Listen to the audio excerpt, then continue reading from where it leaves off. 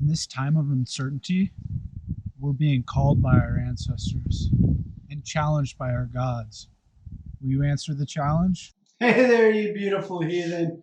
I'm Matt Sargent. Welcome to Iwell's Initiations. It's evident that things are changing in the world today. For many of us, what we did today and how we lived our life today is vastly different than it was 2 months ago. Are they going to go back to normal? Is what we thought was normal even normal? Many, including myself, are saying that this is a great time to embrace change and drive a new normal. There's a very strong Berkano energy in the multiverse today, the time of rebirth, of regrowth. And we can seize that and direct that growth. We are being challenged to claim our liberty, our sovereignty. And that challenge starts by caring for your kin and providing as much as you can as far as food, fiber, fuel, and medicine for them. If you're in, I want you to comment "I'm in" the messages in the comments here on the video, and then head over to Facebook and find the Iwell's Initiations group. There's a link to it in the show notes. Join the group and comment that you're accepting the challenge.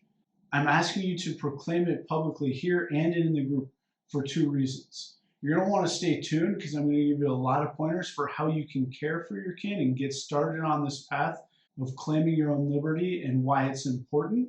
But real quick, I want to stress the importance of publicly declaring both here and in the Facebook group that you accept the challenge. By declaring it publicly, you're almost making an oath, and taking that oath is the first step in ensuing your success. It's going to hold yourself to a higher level of accountability. By joining the Facebook group, Iwell's Initiations, and declaring there, not only is there going to be a lot of resources shared in that group that I'm going to try and share here too, but there's going to be more there.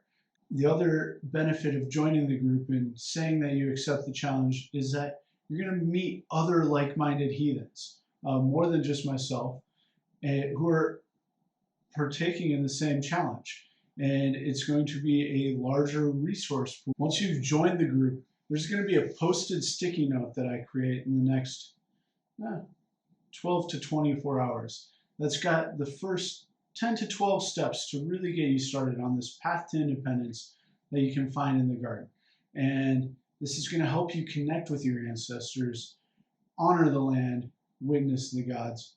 Not only are you claiming your own liberty and empowering yourself as a heathen, but you're going to find that your heathen spiritual path is going to get a whole lot deeper as you step up to the challenge of providing for your kin. But to get started, you're going to want to find a spot close to your home that gets good sun.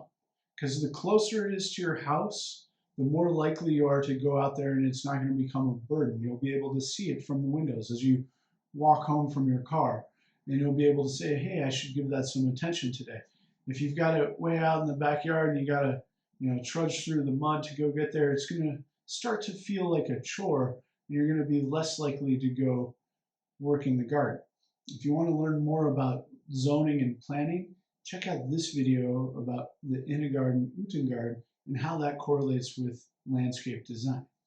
The next step in getting started is to figure out how much food you need. And if this is your first time growing anything, you might not be able to meet all of your caloric needs right away, or you might have a small growing space and might be challenged in that way. And I can already hear people saying now, but I have a small space, I can't grow that much. You can grow a lot more than you think, and some of those tips are going to be found in the Facebook group. I'm also going to be doing a video specifically on growing abundance in small spaces in the coming weeks, so stay tuned for that. Once you've established where your garden plot is, you're going to want to focus on nutrient-dense storage crops, things like potatoes, squash, beets, things that are easy to store and provide a lot of caloric value. That way you're mindful of the available space you have and available time. Speaking of time, you're also going to want to incorporate time into your plan.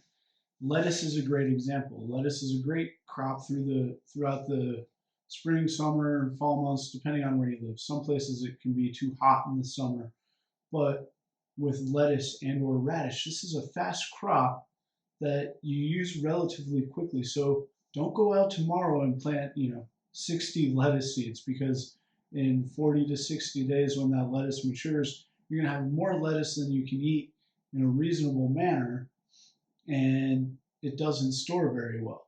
So instead, plant successive crops, 6 seeds weekly. That way, every week you have lettuce to harvest for salads. Same goes with radishes. Another thing when it comes to factoring in time with things like lettuce is plant some now and then interplant longer crops that take longer, such as tomatoes, into that lettuce. By the time the lettuce matures and you've harvested it, the tomatoes will be getting out to where they would outcompete the lettuce. But in the meantime, the lettuce acts as living mulch, helping suppress weeds that would compete with your tomatoes.